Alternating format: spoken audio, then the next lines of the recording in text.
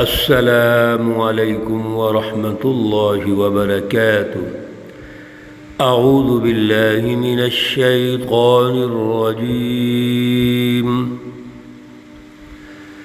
بسم اللہ الرحمن الرحیم۔ قل افغیر اللہ تأمرونی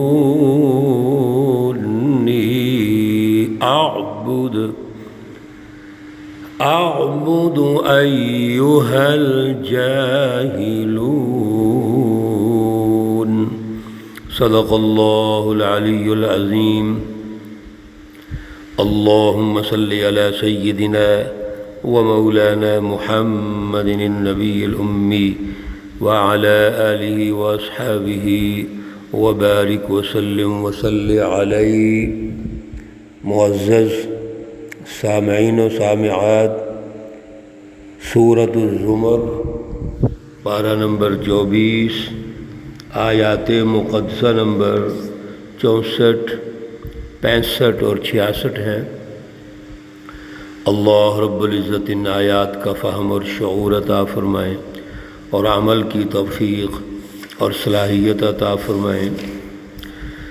گزشتہ درس میں اللہ رب العزت نے سچی جماعتوں اور جھوٹی جو جماعتیں ہیں ان کے نتائج کے حوالے سے ہمیں رہنمائی ارشاد فرمائی کہ جو جھوٹے لوگ ہیں اللہ پر الزام تراشی کرتے ہیں، رسول اللہ صلی اللہ علیہ وسلم پر مختلف انداز میں نہ صرف طعنہ زنی کرتے ہیں بلکہ تکلیفیں پہنچاتے ہیں، تو ایسے لوگوں کا جو نتیجہ نکلے گا قیامت کے دن ان کے چہرے سیاہ ہوں گے۔ چہرے سیاہ کیوں ہوں گے؟ جب ان کے دل سیاہ ہیں تو یقیناً چہرے بھی سیاہ ہوں گے۔ چہروں کی روشنی، سیاہی اور اطمینان کا تعلق تو قلب کے ساتھ، تو ان کے قلب سیاہ ہو چکے ہیں۔ یہ وہ ظالم کفار، مشرکین اور منافقین ہیں جو ہر وقت سازشیں کرتے ہیں، ہر وقت ان کی کوشش ہے کہ اللہ کے رسول کو پریشان کیا جائے، سچی جماعت کو پریشان کیا جائے۔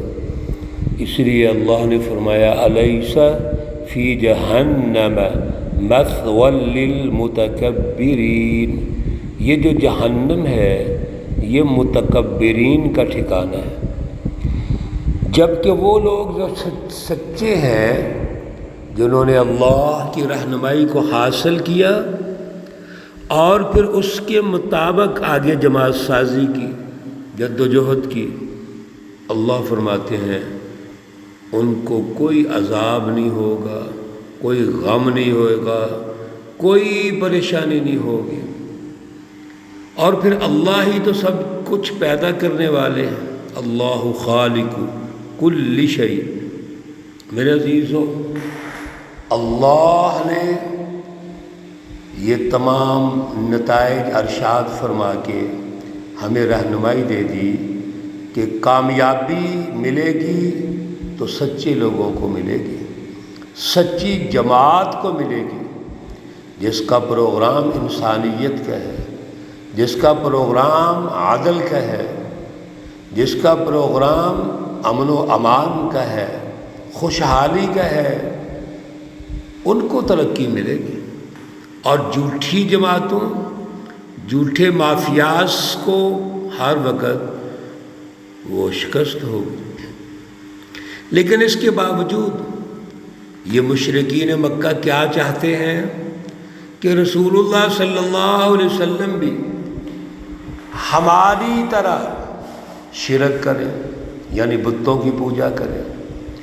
بتوں کی جو ہاتھوں کے بنے ہوئے بت ہیں اور بے جان، ان کی حیثیت اتنی زیادہ ہے کہ رسول اللہ صلی اللہ علیہ وسلم کو بھی دعوت دیتے ہیں۔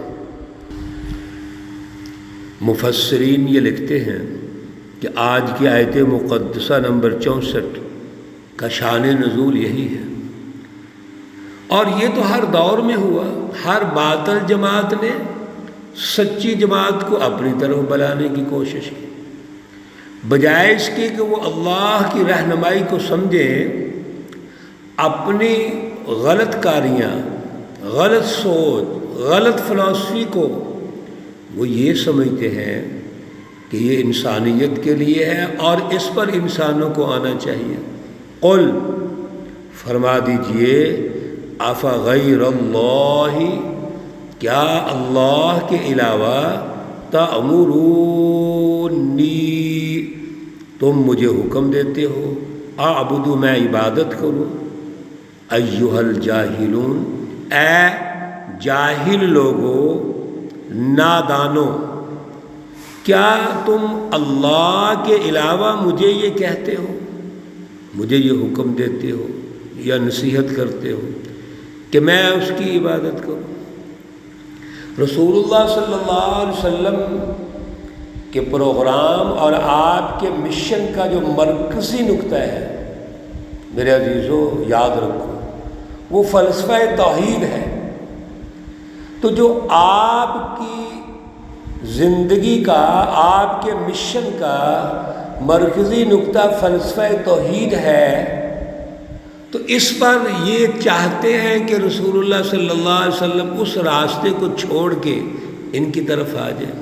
قل افغیر اللہ، اے رسول صلی اللہ علیہ وسلم فرما دیجئے، افغیر اللہ، کیا بس اللہ کے علاوہ تأمرونی، مجھے یہ کہتے ہو، حکم دیتے ہو، نصیحت کرتے ہو، اعبد، میں اس کی عبادت کروں، ایھا الجاہلون، اے نادانو، بے وقوفو، وَلَقَدْ أُوحِيَ إِلَيْكَ وَإِلَى الَّذِينَ مِن قَبْلِكَ،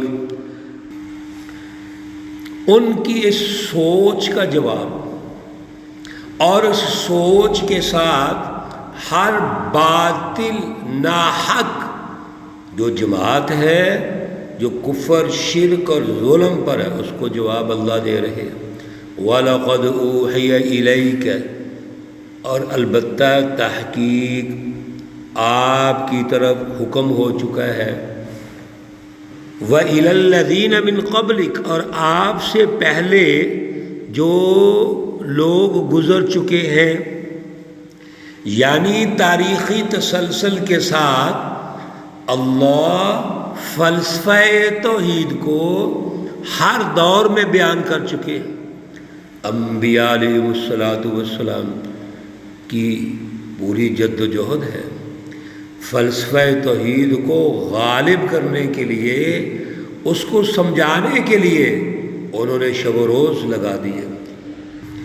اس لیے یہ بات جو نادان اور بیوقوف کر رہے ہیں، یہ تو پہلے بھی ہو چکی ہے، اور اللہ نے یہ فیصلہ دے دیا، لئن اشرکت لَيَحْبَطَنَّ عَمَلُكَ وَلَتَكُونَنَّ مِنَ الْخَاسِرِينَ، اگر لوگوں نے شرک کیا، آپ نے شرک کیا، لَيَحْبَطَنَّ عَمَلَكَ، تو آپ کے تمام اعمال ضائع ہو جائیں گے اور آپ گھاٹا پانے والوں میں سے ہوں گے۔ دو باتیں ہوگی، ایک تو فلسفہ توحید پر ایمان لانا، اس کا شعور پیدا کرنا، یہ ضروری ہے، اور اس کی ضد وہ شرک ہے، تو شرک سے دور رہنا، شرک کا احساس پیدا کرنا، اور پھر اس سے باز رہنا، یہ ضروری ہے۔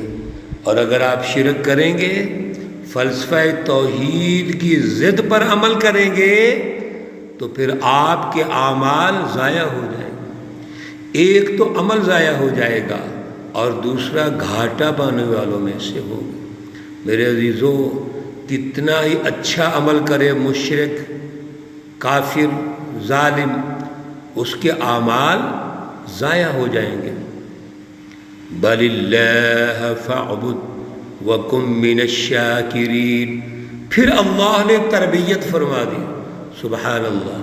اللہ ساتھ ساتھ رہنمائی بھی دیتے ہیں. اللہ رب العزت تاریخ بھی ارشاد فرماتے ہیں، حال کو بھی بیان کرتے ہیں اور مستقبل کی بھی پلاننگ کرتے ہیں. اب آپ نے کیا کرنا ہے؟ سنو. بل اللہ فاعبد. عبادت اگر ہوگی تو صرف اللہ کی ہوگی. ایک بات، وَكُن مِّنَ الشَّاكِرِينَ، اور آپ شکر گزار بندوں میں سے بن جائیں.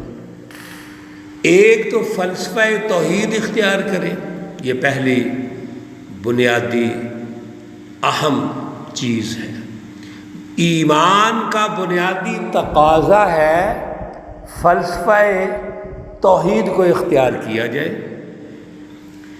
اس لیے پہلا مرحلہ ہے بل اللہ اعبد. اللہ کی رٹ کو قائم کرو اپنے ذہنوں پر، اپنے دماغوں پر، اپنے قلوب پر.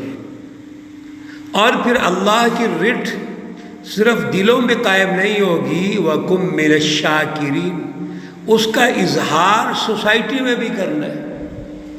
میرے عزیزو، اللہ کی اس اہم فلسفی کو اختیار کرنے کے بعد اب جو ہمارا سماجی معاشرتی نظام تشکیل پائے گا وہ اللہ کی رہنمائی کے مطابق ہوگا.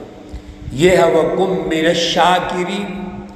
اللہ کا شکر یہ ہے کہ ہم اللہ کی نعمتوں سے فائدہ اٹھائیں، اللہ کی رہنمائی کو سمجھیں اور اللہ کی رہنمائی کو سمجھ کر اس کی رٹ قائم کریں، اس کے مطابق ایک سماجی اور معاشرتی ڈھانچہ تشکیل دیں. یہ ہے وَكُن مِّنَ الشَّاكِرِينَ. یہاں لسانی شکر بھی ہوگا، یہاں قولی شکر ہوگا، یہاں عملی شکر بھی ہوگا. اور عملی شکر ہوگا تو اصل میں نتائج پیدا ہوگا. اس لیے اللہ نے فلسفہ توحید کو غالب کرنے کے لیے جو ہمیں حکم ارشاد فرمایا ہے، آج بھی میرے دوستو، عزیزو، بھائیو، اسی کی ضرورت ہے. اس کا شعور پیدا کرو، سمجھ حاصل کرو. اللہ ہمیں توفیق عطا فرمائے. اللہ رب العزت تمام بیماروں کو شفائے کاملہ عاجلہ مستمرہ عطا فرمائے. اللہ رب العزت تمام مرحومین و مرحومات کو جنت الفردوس میں اعلیٰ مقام عطا فرمائے. ربنا تقبل منا انك انت السميع العليم وتب علينا انك انت التواب الرحيم. وصلى الله تعالى على النبي الأمي محمد وعلى آله وأصحابه أجمعين برحمتك يا أرحم الراحمين. السلام عليكم ورحمة الله وبركاته.